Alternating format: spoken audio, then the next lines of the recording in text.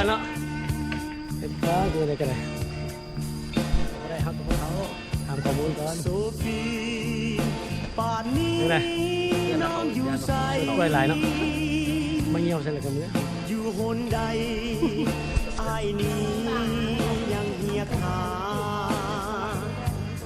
หรือน้องนั้นจากไปไกลลับตาโอกันดาโศกาหรือสุขหรือดี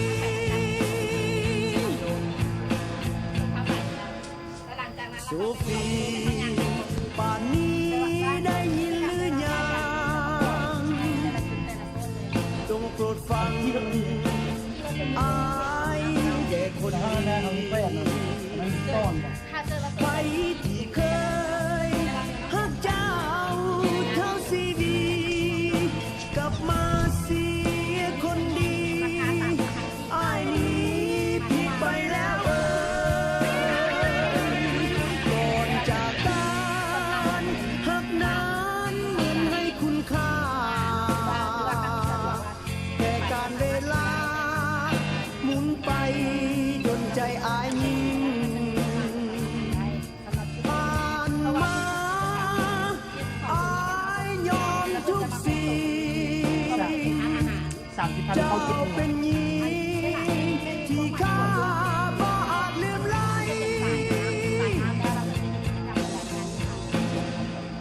โซฟีเพลงนี้อายส่งถึง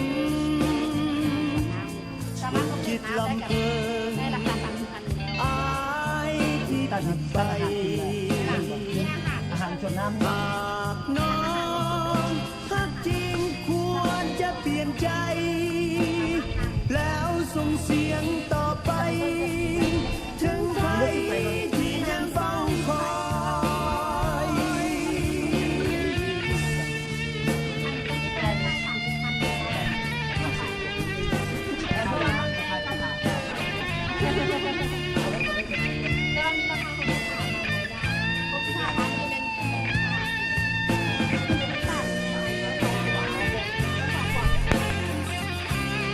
กาดเป็น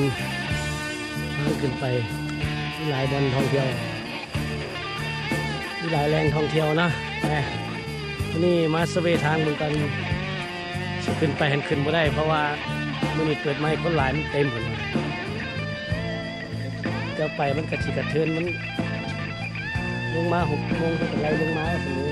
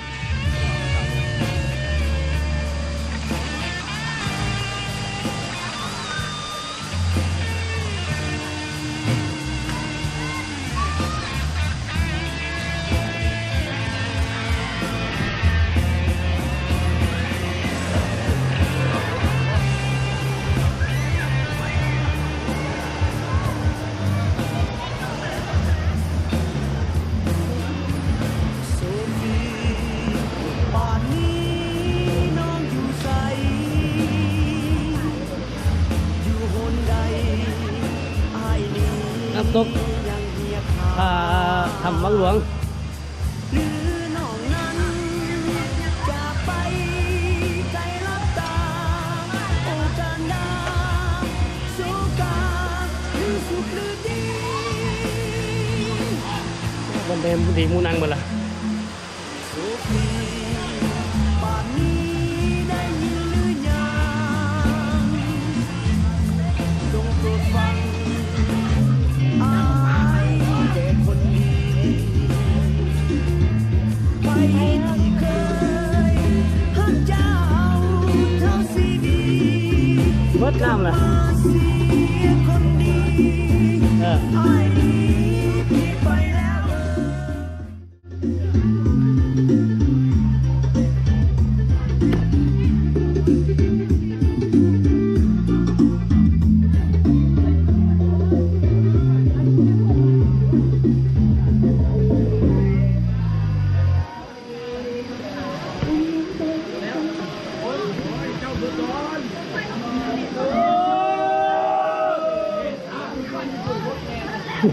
แต่กู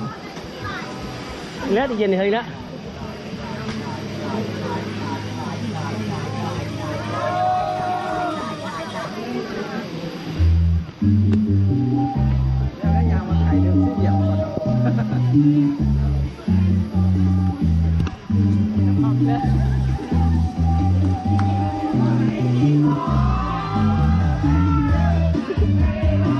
มือแห้งมือแห้ง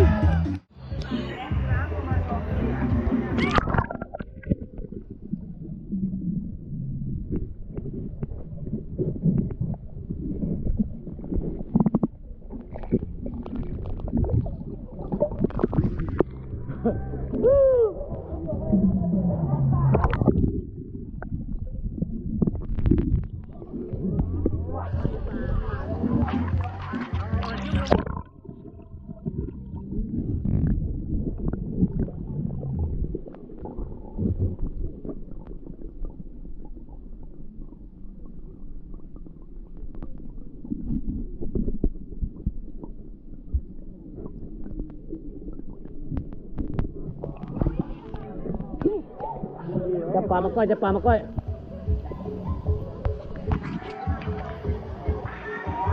เย็นเย็นเย็นจะไปแคทเอา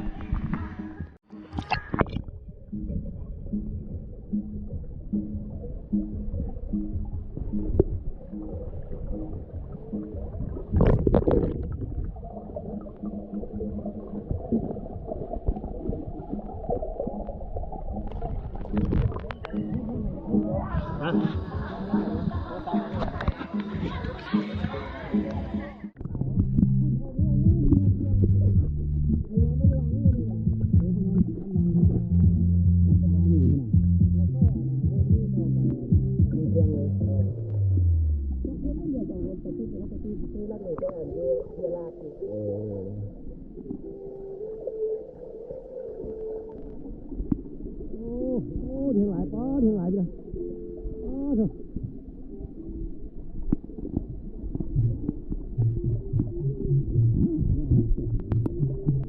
เขาเรียกหาเนี่ยมันไม่ใช่คือหลายแล้วโอ้โหโ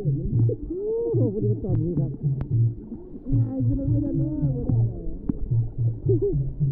ไม่ได้หมอยขึ้นเลยเนาะ